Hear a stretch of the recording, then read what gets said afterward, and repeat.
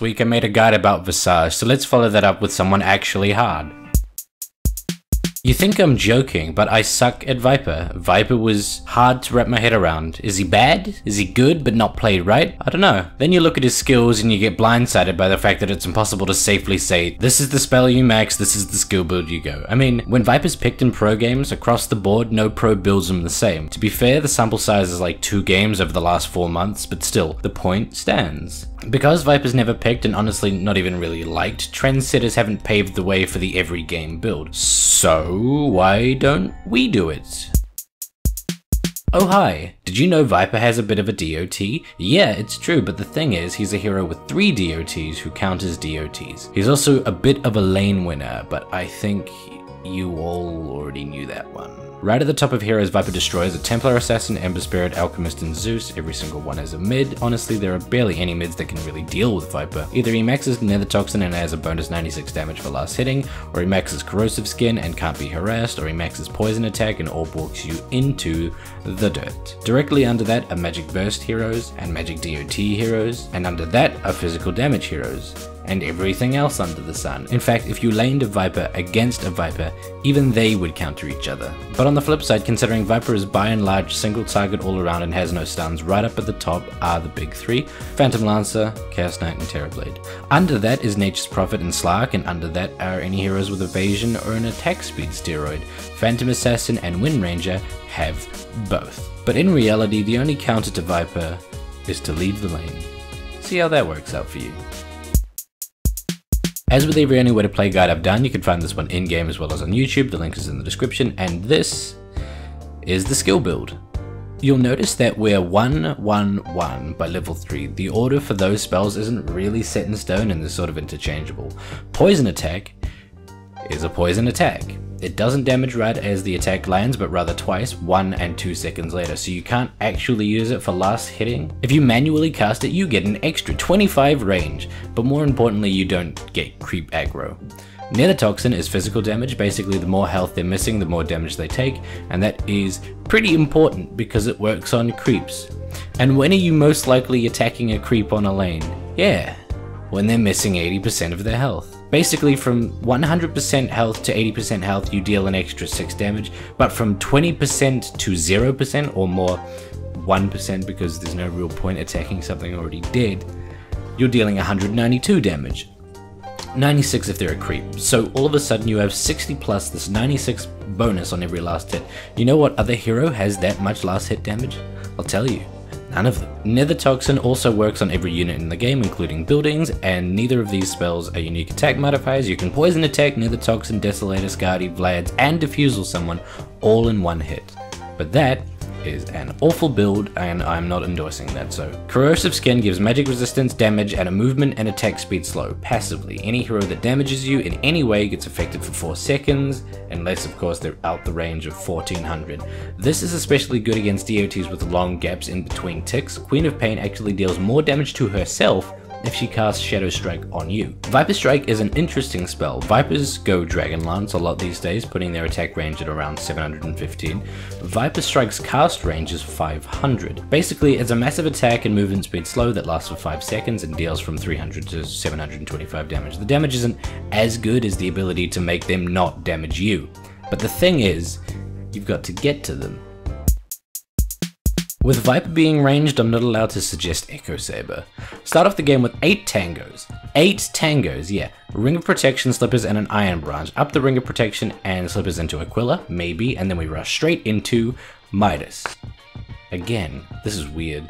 But whereas with Visage it was a big ask, with Viper not getting enough farm from Midas is the more unlikely scenario. Viper is a hero that needs items that can't farm items, but he can absolutely win a lane, so Midas ends up being the exact item that you'd want, and would be able to get. After Midas I go Phase Boots, other Vipers like Treads. I prefer Phase because Midas is already giving me 30 attack speed, and because I like to be able to chase. After that I go Urn, but you can go Helm of the Dominator, Vlads, anything that gives you health, and then I don't know. You've already got a Midas, your options are massive. A lot go Hurricane Pike, I go AC, sometimes Silver Edge. In fact, Skadi, BKB, Solar Crest, MKB, Shivas, Desolator, Satanic, all of these items you can argue are a good thing to rush right after Midas is up. But then again, this is a guide. I don't think as a guide writer I'm allowed to say, just do what you want. So here, most games you'd want to go Pyke into AC, occasionally dipping into BKB if you're up against OD, Silencer, any hero that deals blockable pure damage, or if you're a troglodyte who hates change, you could go Treads, Mech, Drums, SNY and Ags, also known as the go-to build 3 years ago.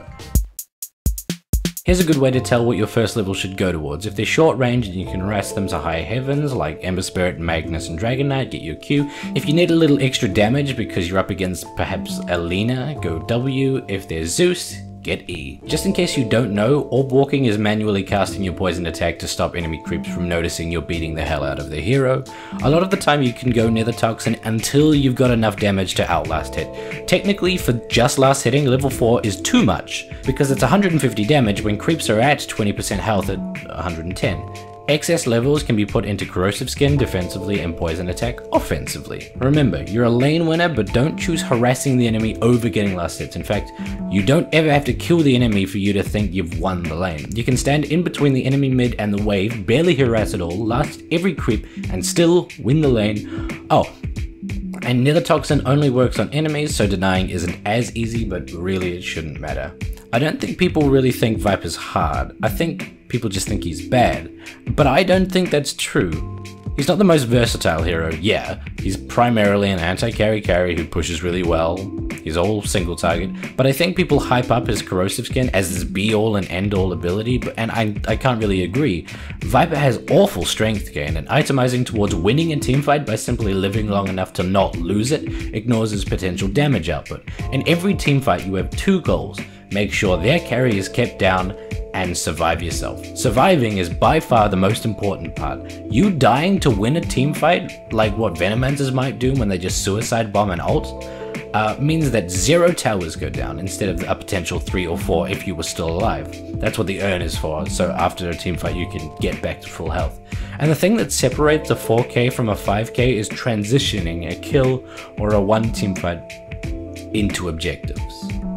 Well, that and a lack of human decency. Hello again. That was fast. I kind of said everything I wanted to say in the previous video.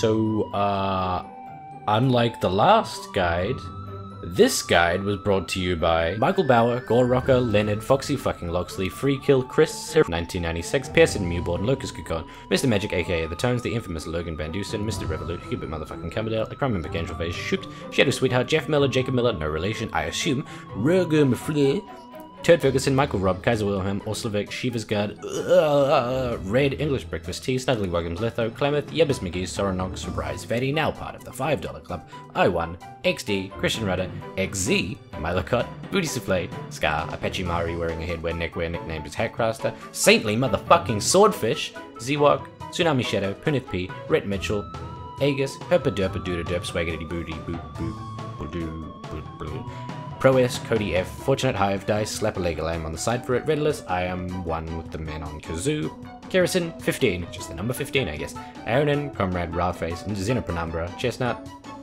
and the rest didn't pay enough to get me to read out their name. It's very awkward. This is pretty much me just shaming them now. Look at them all. Ugh. Look at that one. Ugh. I'm kidding, dude. I'm kidding.